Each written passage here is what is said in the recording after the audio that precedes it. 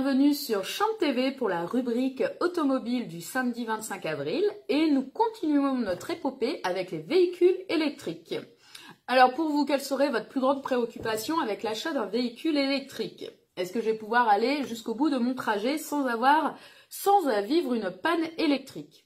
Eh bien, en 2007, Shai Agassi, je ne sais pas si vous connaissez cet entrepreneur israélien, a fondé son entreprise Better Place avec un nouveau concept pour justement banaliser et démocratiser les véhicules électriques.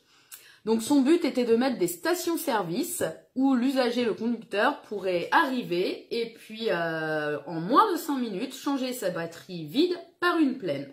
Et donc comme des stations-service, cela serait implanté tout au long des routes ou dans les villes.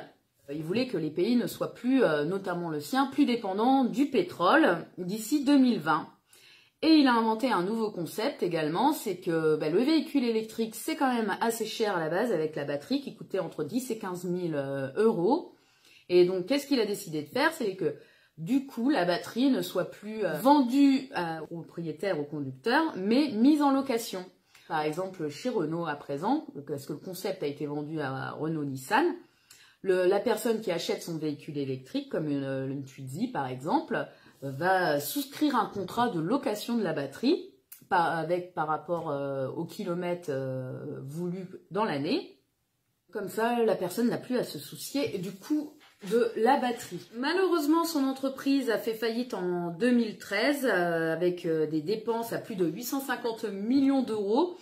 Et en ayant commercialisé moins de 1000 véhicules. Cependant, son concept a été revendu à Renault-Nissan. Il continue d'exister, notamment pour le contrat de location de la batterie. Est-ce que vous avez pu voir des bornes électriques, des infrastructures nécessaires au développement du parc de véhicules électriques dans votre région, avec des bornes à disposition sur la voie publique ou les espaces privés? Les infrastructures existantes sont-elles suffisantes? Le minimum nécessaire pour pouvoir développer un parc de voitures électriques. À la semaine prochaine!